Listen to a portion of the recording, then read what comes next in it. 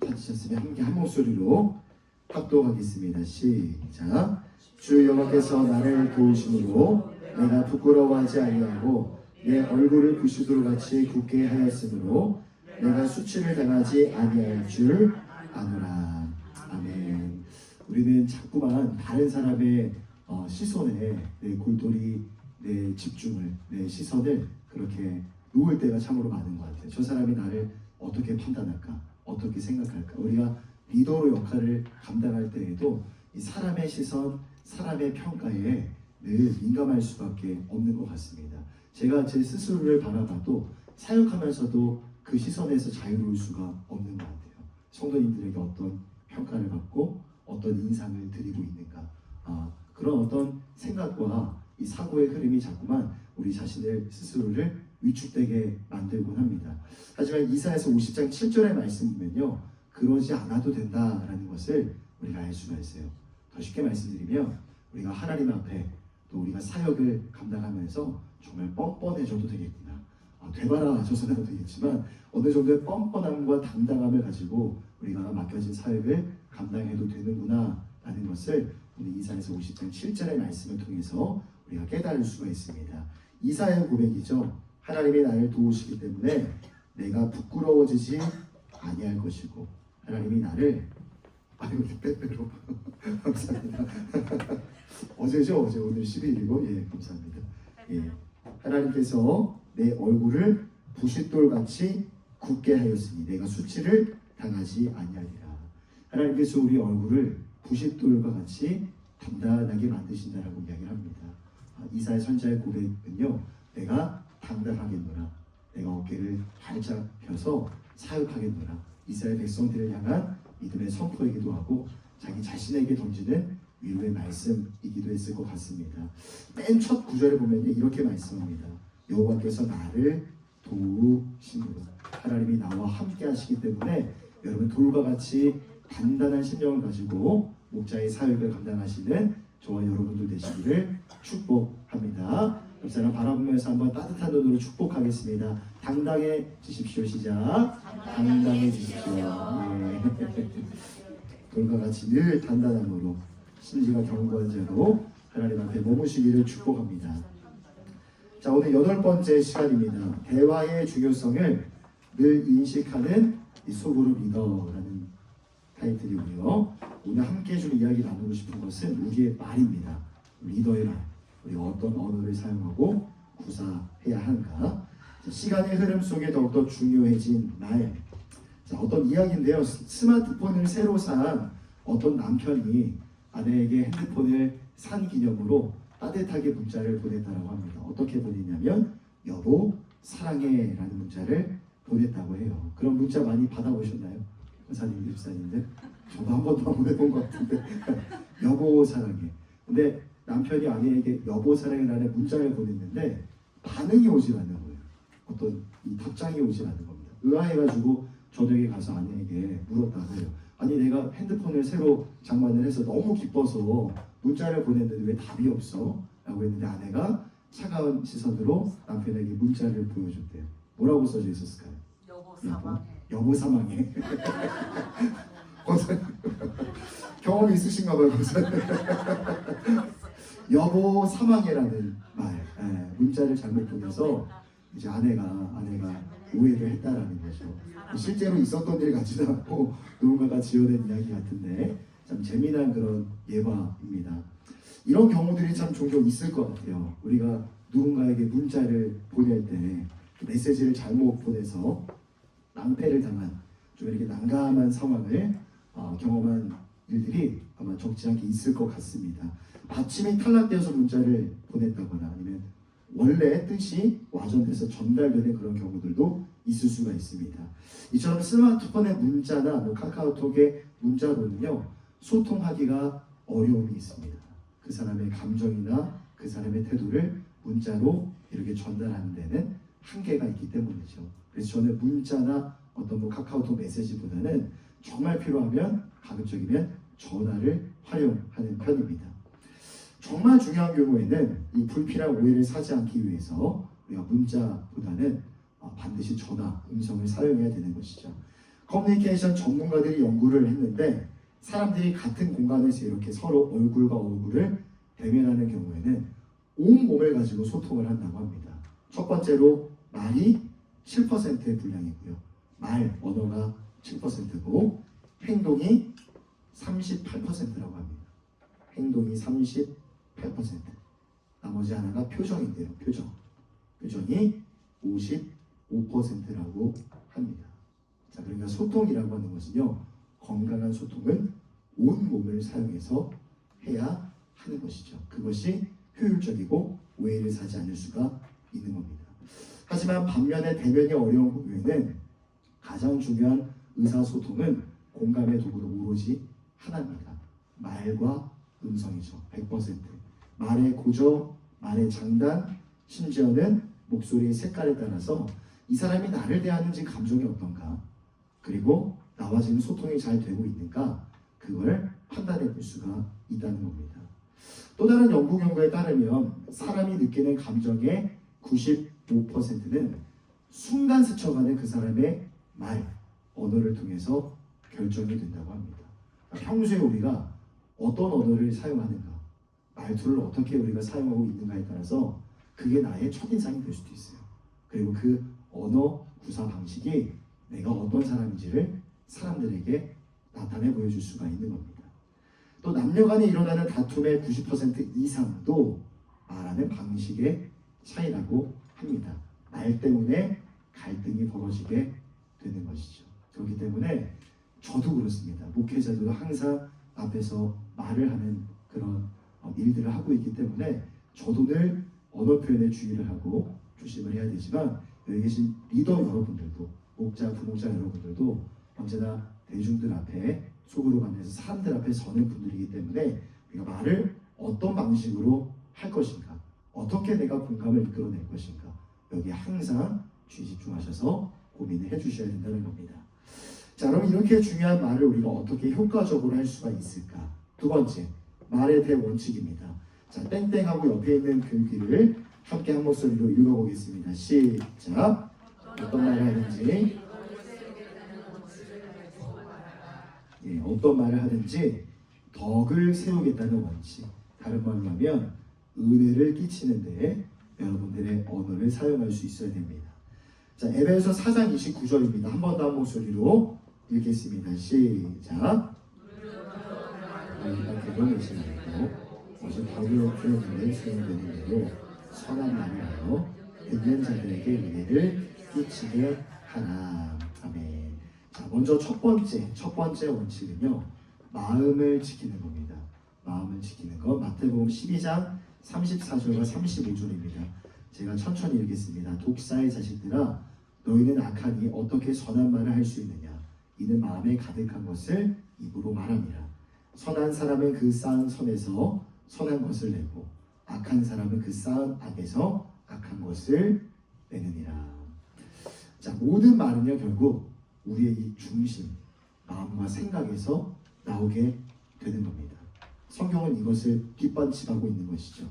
마음과 말의 관계, 언어의 관계.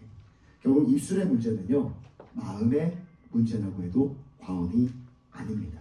겉으로 드러나는 말은 단지 우리 마음에 차곡차곡 쌓이는 것들일 뿐, 우리 말은 언제나 내면의 상태를 드러내는 거울이 되는 것이죠.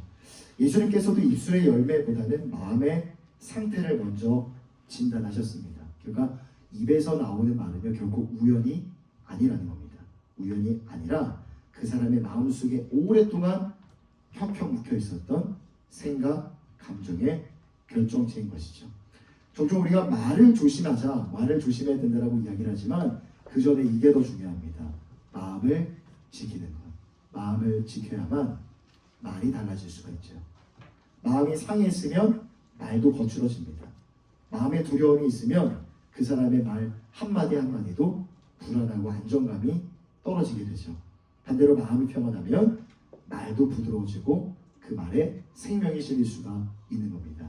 비근한 성경 구절인데요, 말씀 한 구절만 찾아보겠습니다. 잠언 4장 23절입니다. 성경책을 옆에 펴주시고 오늘 구절을 좀 몇 개 찾아가면서 진행을 하도록 하겠습니다. 잠언 4장 23절이요. 유명한 말씀입니다. 네, 잠언 4장 23절.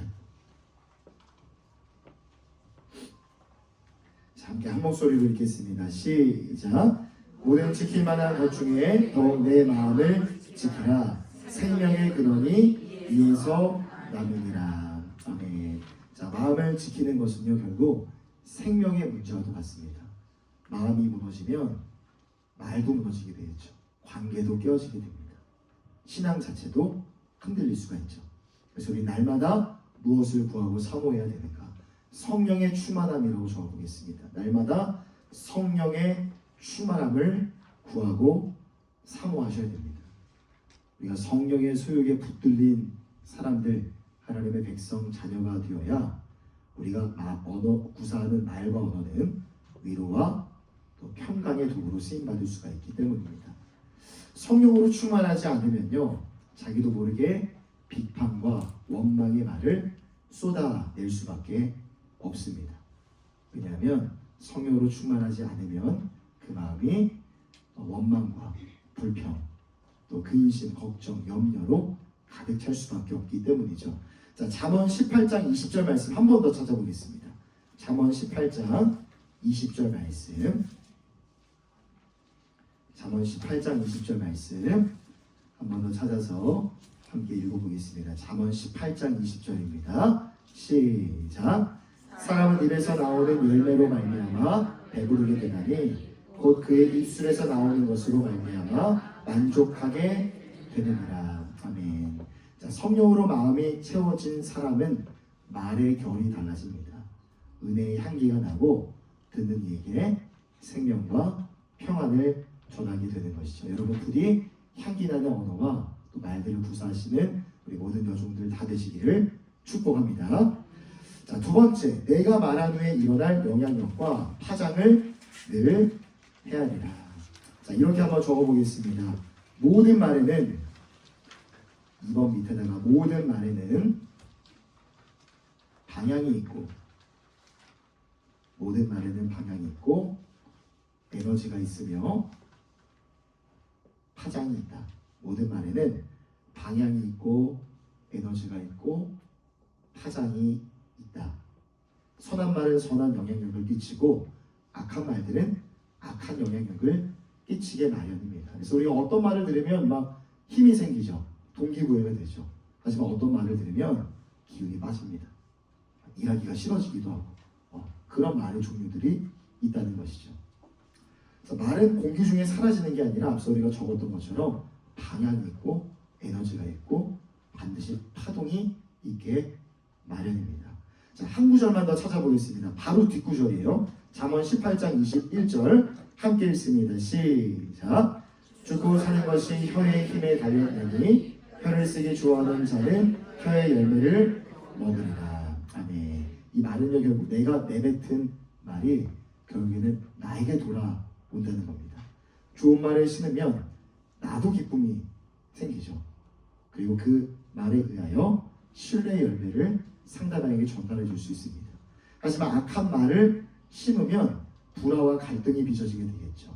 그리고 후회의 열매가 반드시 맺혀지게 됩니다. 우리가 어떤 말을 하고 집에 가서 막 이불을 뒤집어 쓰고 후회하고 이불을 발로 찼던 기억들 있지 않으십니까? 그 원리를 지금 보여주고 있는 것이죠. 혀의 열매를 먹으리라. 자, 세 번째, 때와 상황에 맞는 말을 구사하는 게 정말 중요합니다. 자, 잠언 15장 23절 한 번 더 함께 읽습니다. 시작.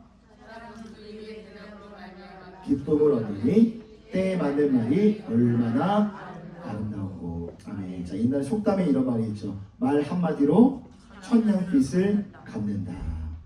자, 때와 상황에 맞는 말이 얼마나 귀한 것인지 그 말 한마디가 내 위력에 대해서 말하는 속담입니다. 때로는 때를 맞추지 못해서 사람이 마음에 상처를 입고 상처를 주고받는 상황들이 종종 생기게 됩니다. 예전에 제가 어렸을 때 했던 실수가 하나 있는데 20살 때인가 21살 때 청년부에서 이제 찬양팀을 했거든요.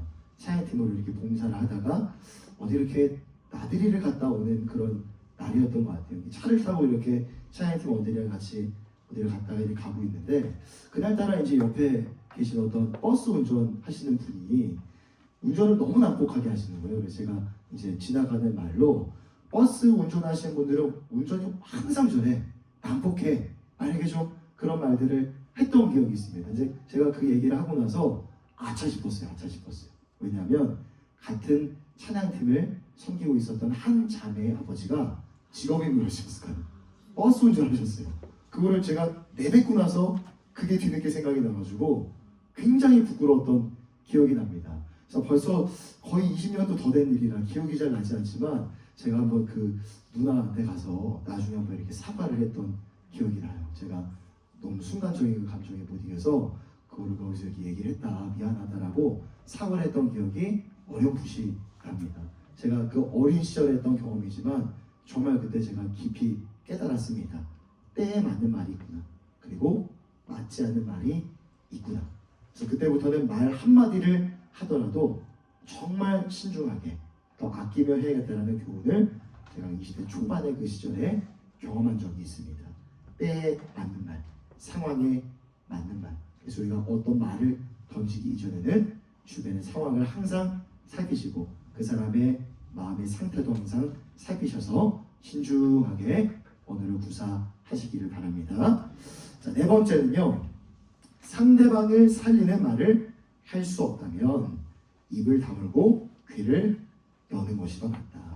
상대방에게 상처를 주고 회를 가하는 경우라면 말을 하지 않는 경우가 더 낫다는 것이죠.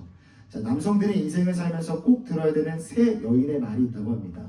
첫 번째는요, 어머니, 마누라. 두 번째는 아내. 세 번째는요, 누굴까요? 내비게이션. 이 권사님 너무 잘하시는데 오늘 어떻게 이렇게 잘하세요? 첫 번째, 어머니의 음성. 두 번째, 아내의 음성. 세 번째, 내비게이션에 나오는 여인의 음성이라고 합니다. 자, 하나님께서는 우리가 하는 말을 다 들으신다고 해요. 그리고 그 말을 다 그대로 말되게 해주신다고 합니다. 이것이 말의 법칙이죠. 그래서 내 입에서 나가는 말이 그대로 되지 않도록 말을 가려할 줄 알아야 하는 겁니다. 그럴 자신이 없다면 그냥 입을 열지 않는 것이 오히려 더 지혜로울 수 있다는 것이죠. 자, 그러면 구체적으로 어떻게 말할 때 어떻게 말하는 것이 침묵할 때가 좋을까요? 어떨 때 말하기보다 침묵할 때가 좋을지. 자, 5번입니다. 침묵이 금이 되는 9가지 경우입니다. 자, 첫 번째 읽어보겠습니다. 시작. 네, 나를 드러내고 싶은 말을 하고 싶을 때는 오히려 침묵하는 것이 지혜로울 수 있습니다. 왜냐하면 교만해보고 오만해 보일 수가 있기 때문이죠. 말은 언제나 그 사람의 마음 상태를 비추는 거울이라고 합니다. 내가 내 스스로 내 자랑을 하면요, 내 마음은 잠깐은 만족할 수가 있어요. 하지만 듣는 이에게는 좀 불편함을 건네줄 수 있습니다. 내가 그분에게 있어서 저 사람은 좀 교만하고 오만한 사람이구나라는 인상을 드릴 수가 있어요. 그래서 내가 어떤 사람인가를 말로 설명하기보다는요, 뭐가 더 중요한가? 삶으로 증명하는 것이 더 효과적입니다. 그래서 나를 드러내고 싶은 유혹이 찾아올 때마다 잠시 그 유혹을 꾹 누르시고 여러분에게 주어진 삶으로 여러분들이 어떤 사람인지를 나타내시고 증명하시기를 축복합니다. 자, 두 번째는요, 다른 사람에게 상처가 되는 상황일 때입니다. 다른 사람에게 상처가 되는 상황일 때 내가 의도하지 않았던 내가 건넨 말, 앞선 저의 경우처럼 누군가에게는 상처가 되는 경우가 생길 수도 있습니다. 그래서 항상 말을 할 때는 신중해야 하는 것이죠. 자, 그래서 다른 사람에게 상처가 되는 경우일 때 우리가 침묵하는 것이 더 좋은데 말의 법칙을 여기서 한 가지만 적어보겠습니다. 그 사람의 앞에서 하지 못할 말은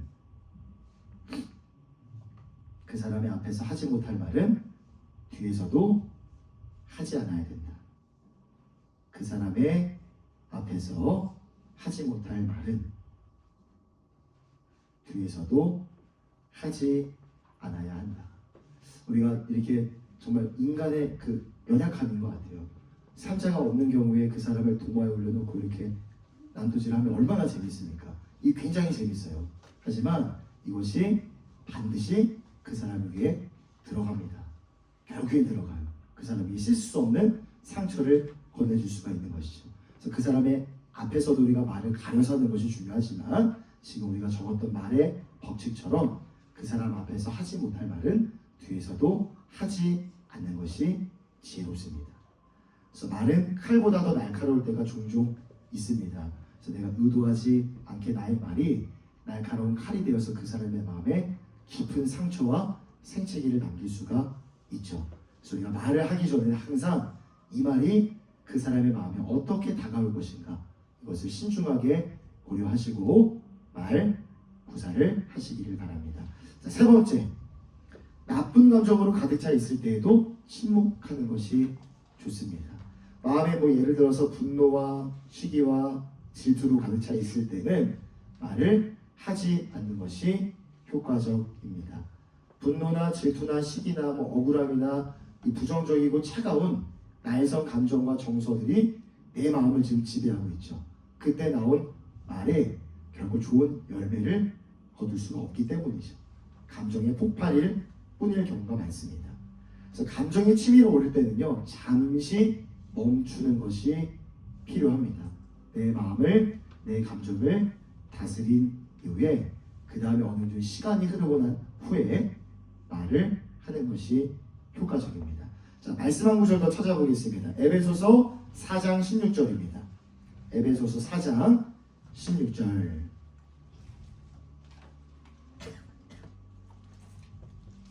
에베소서 4장 16절입니다.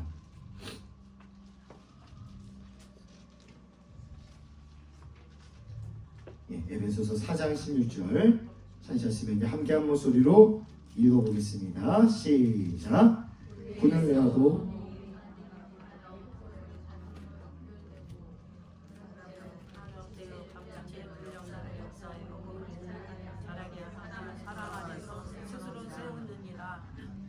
다른 구절을 찾은 것 같아요. 4장 26절입니다. 26절. 예. 자, 26절 한번 읽겠습니다. 시작.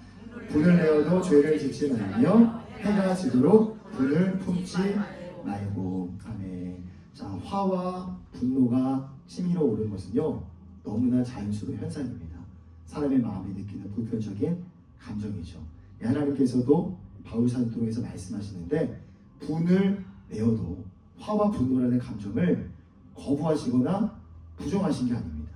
분낼 수 있고 화낼 수 있다는 것이죠. 하지만 그 부정적인 감정과 정서에 오랫동안 붙들려 있지는 말아라 라고 이야기를 하고 있습니다. 그래서 화나 분노의 상황들이 벌어질 수는 있어요. 하지만 감정의 순간을 통제하는 그런 지혜를 지니신 우리 모두가 되시기를 바랍니다. 네 번째, 논쟁으로 확산이 될 소지가 있을 때에도 잠시 침묵하는 것이 더 좋을 수 있습니다. 견해나 어떤 관점의 차이가 이렇게 좀 갭이 클 때는요, 떨어져서 좀 생각해 보는 시간이 효과적일 수 있습니다. 우리가 어떤 사람과 대화를 하는데 모든 대화에 어떤 결론을 내릴 필요는 없어요. 의견이 좀 맞지 않고 충돌과 견해 차이가 있다 그러면 조금은 시간을 두고 생각을 해볼 필요가 있습니다. 의견 차이가 분명히 나는 상황인데 서로 옳고 그름을 시원하게 따지려 하다 보면 결국은 상처와 단절, 관계의 깨어짐만 남을 수밖에 없기 때문이죠. 서로 생각이 다를 때, 의견이 다를 때에도 잠시 떨어져서 생각해 볼 시간을 갖는 것도 관계 속에서의 지혜일 수 있습니다. 다섯 번째, 말꼬리를 잡으며 시비를 걸어올 때에도 여러분들 침묵을 하고 그 자리를 피하시는 것이 좋습니다. 이런 사람은 진짜 이길 수가 없을 것 같아요. 어떤 이유로든 논쟁하기를 작정을 하고 달려드는 사람, 나와 싸우기를 작정을 하고 달려드는 사람과의 대화는 거의 불가능합니다. 정상적인 대화가 이루어질 수가 없죠. 그분들의 목적은요, 이해나 소통이 아니라 논쟁과 싸움 그 자체가 목적이기 때문입니다. 그래서 이렇게 한번 적어보겠습니다. 말로 이기려 하지 말고 말로 이기려 하지 말고 침묵으로 지혜를 드러내자. 말로 이기려 하지 말고 침묵으로 지혜를 드러내자. 내가 시간을 갖고 그 사람과 어느 정도의 거리를 두면 그 사람도 지금 그 마음속에 가득한 분노와 화를 다스려 볼 수 있는 여유가 생기기 때문입니다. 그 시간이 지나면 그 사람도 생각이 좀 달라질 수가 있겠죠. 자, 말씀 한 구절 더 찾겠습니다. 잠언 26장 4절입니다. 잠언 26장 4절입니다. 잠언 26장 4절 말씀입니다.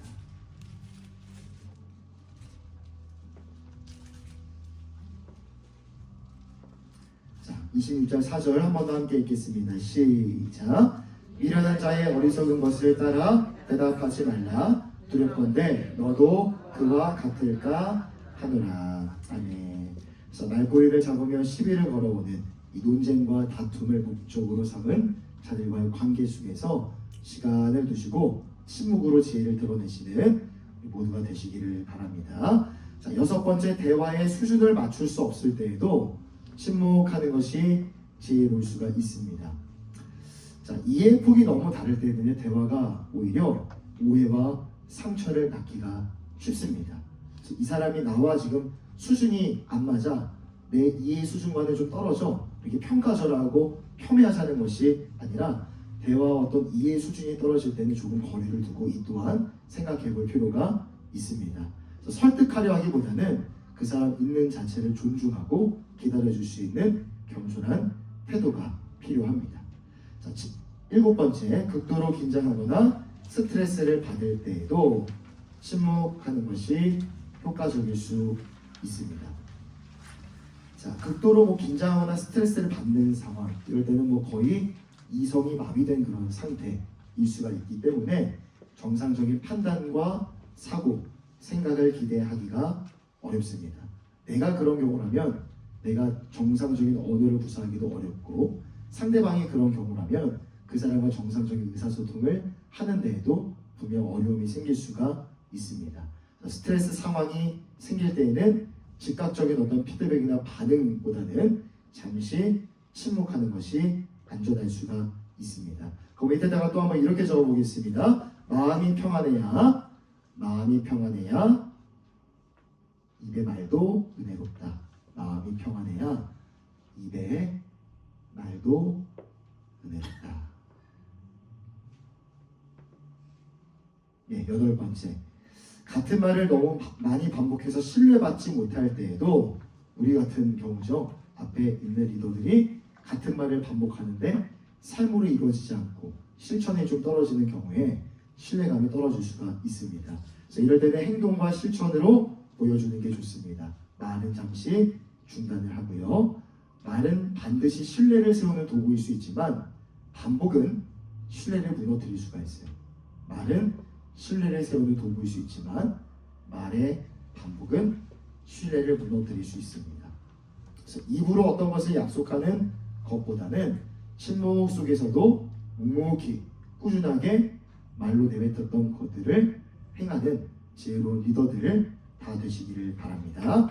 자, 마지막 아홉 번째입니다. 하나님 앞에 먼저 기도해야 할 때인 것을 확실하게 느낄 때에도 침묵하는 것이 좋습니다. 자, 어려움 중에 우리가 정말 삶의 어려움과 공고함 가운데 있을 때 우리가 하나님 앞에 달려가 기도하면 마음의 평안함을 얻을 수가 있습니다. 하지만 그 이전에 먼저 사람에게 달려가서 문제를 해결하려 하거나 그 사람과의 관계 속에서 대화가 오고 간다면 상황이 더 꼬여버리고 복잡해져 버릴 수가 있죠. 그래서 모든 상황 속에서는 우리 가장 먼저 기쁠 때나 평안할 때나 일이 잘 풀릴 때나 일이 복잡하게 꼬일 때나 가장 먼저 하나님께 나아가 기도하는 마음의 자세와 태도를 지니시기를 축복합니다. 영적 질서라고 적어보시고 이렇게 또 적어보겠습니다. 영적 질서 땡땡, 하나님께 먼저 말하고 사람에게는 나중에 말하라. 영적 질서입니다. 하나님께 먼저 말하고 사람에게 나중에 말하라. 제가 이렇게 준비를 하다가 굉장히 마음에 공감이 되는 글귀가 있었는데요. 그 밑에다가 또 한번 이렇게 적어보겠습니다. 기도는 감정의 배수로와 같다. 기도는 감정의 배수로와 같다. 감정이 지금 내가 격해져 있는데 그 격해진 마음을 가지고 사람에게 다가가 이야기를 하면 상황은 더 복잡해지고 마음의 상처도 더 깊어질 수가 있겠죠. 하지만 하나님 앞에 먼저 말하고 기도하다 보면 어느새 감정과 정서의 정화작용이 일어나게 되는 겁니다. 기도하면서 내가 말해야 될 것들을 정돈하게 되고 말하지 않을 것들을 다시 마음속 깊은 곳에 넣어놓을 수가 있게 되는 것이죠. 그래서 기도는 감정의 배수로와도 같은 것입니다. 그래서 분노와 억울함이 쌓여서 정말 마음이 힘들 때에는 사람에게 먼저 달려가지 마시고 그 관계 속에서 주고받는 대화를 통해 문제를 해결하려 하시기보다는 가장 먼저 하나님 앞에 나아가 내 감정을 있는 그대로 쏟아놓으시고 기도하시기를 바랍니다. 자, 마지막 6번째 말의 대원칙입니다. 선제적으로 악한 말을 아예 듣지 말고 귀를 닫는 겁니다. 자, 우리가 말을 하는 것도 중요하지만 어떻게 보면 듣지 않는 것도 굉장히 중요한 것 같아요. 듣지 않는 것. 자, 우리가 흔히 말의 죄만은 경계하지만 이렇게 적어보겠습니다. 듣는 귀에 죄가 있다. 듣는 귀에 죄가 있다. 악한 말이 들리는 순간 그 말의 씨앗이 우리 마음밭에 뿌려지게 됩니다. 시간이 지나면 나도 그렇게 보지 않았는데 그 악한 말의 씨앗이 내 안에 뿌리를 내렸기 때문에 나도 그 사람을 불신하게 되죠. 나도 그 사람을 비판하게 되고 나도 그 사람을 정죄하는 행렬에 동참하게 되는 겁니다. 그래서 우리가 말을 지혜롭게 하는 것도 중요하지만 악한 말이 들려온다 그러면 그것을 듣지 않을 수 있는 선택과 결정이 중요합니다. 여러분들에게 결정권이 있어요. 내가 듣지 않겠다라는 선택권이 우리 스스로에게 주어져 있습니다. 그래서 악한 말이 들리고 부정적인 말이 들리고 누군가를 비난하고 험담하는 말이 들리면 때로는 굉장히 흥미로울 수 있습니다.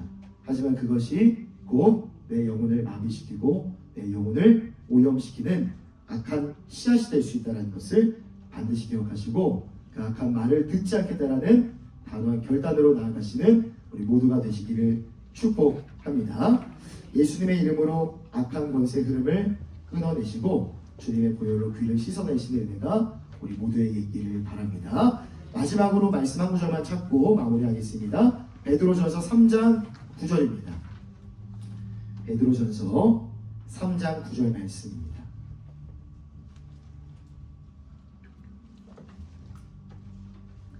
베드로전서 3장 9절의 말씀 함께 한 목소리로 읽겠습니다. 시작. 악을 악으로 욕을 욕으로 갚지 말고 도리어 복을 빌라. 이를 위하여 너희가 부르심을 받았나니 이는 복을 이어받게 하려 하시니라. 아멘. 악을 행하는 자에게 악으로 맞대응하는 것이 아니라 언제나 선으로 맞대응하시는 성숙한 예배자들 다 되시기를 바랍니다. 자, 그래서 우리의 언어가 중요합니다. 항상 덕이 되고 은혜를 끼치는 은혜의 말들을 구사하시는 모두가 되시기를 바라고요. 관계는 연약합니다. 사람과 사람과의 관계는 항상 문제와 갈등이 생길 수밖에 없기 때문에 악한 말들이 내 귀에 들려올 때도 있을 거예요. 하지만 예수님의 보혈로 그것을 끊어내시고 듣지 않겠다라는 결단과 단호한 선택으로 주님 앞에 나아가시는 은혜가 있기를 축복합니다. 자, 오늘 말에 대해서 함께 이야기를 좀 나눴는데 함께 우리 마음가운데 주신 생각과 교훈들을 올려드리시면서 결단의 기도로 나아가겠습니다. 마음의 정결을 삼하는 자의 입술에는 덕이 있으려니와 임금도 그의 친구가 된다라고 말씀하셨습니다.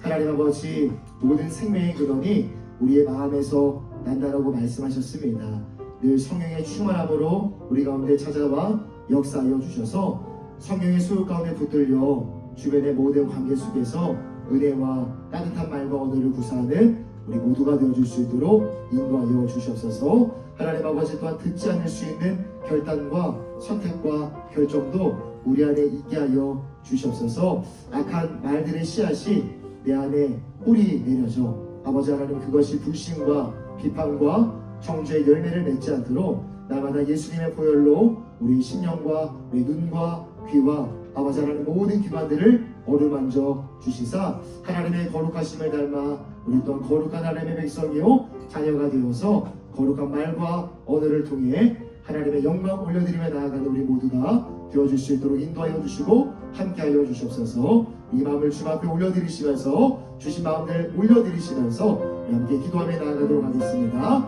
사랑의 하나님 아버지, 오늘 사랑하는 우리 목자들과 함께 하나님 말과 언어에 대해서 함께 이야기를 나눴습니다. 하나님 아버지 성령이 충만함으로 우리 안에 찾아와 역사하여 주셔서 아버지 하나님 부모의 사함을 받고 죄가 가려지지 않은 복이 있다고 말씀하셨습니다. 날마다 넘어지고 실패하는 영역이 바로 우리의 말과 언어와 혀의 영역인 것 같습니다. 우리를 불쌍히 여겨주시고 하나님 아버지 오늘 독해한 목자 훈련의 시간을 통하여서 깨달음을 주셨사오니 우리가 속으로 안에서 목장 안에서 만나는 모든 관계 속에서 말로 사람에게 용기를 북돋아주고 지혜와 힘을 건네주는 도구와 통로로 쓰임받는 성숙한 예배자들 다 되어줄 수 있도록 인도하여 주시고 함께하여 주시옵소서. 사람을 살리는 우리 도구와 통로로 쓰임받을 수 있도록 인도하여 주시고 우리가 함께 우리 입술을 통하여서 하나님을 찬양하고 예배할 뿐만 아니라 함께 나누는 생명의 언어들을 통하여서 서로의 삶을 깊이 있게 하고 우리 가운데 함께 하시는 하나님을 더욱더 깊이 있게 알아가는 우리 모든 소그룹 되어줄 수 있도록 인도하여 주시고 함께하여 주시옵소서. 사랑의 하나님 아버지, 마음의 정결을 사모하는 자 입술에는 덕이 있으려니와 임금 누구의 친구가 되리라 말씀하셨습니다. 성령의 충만함을 오늘도 겸손히 사모합니다.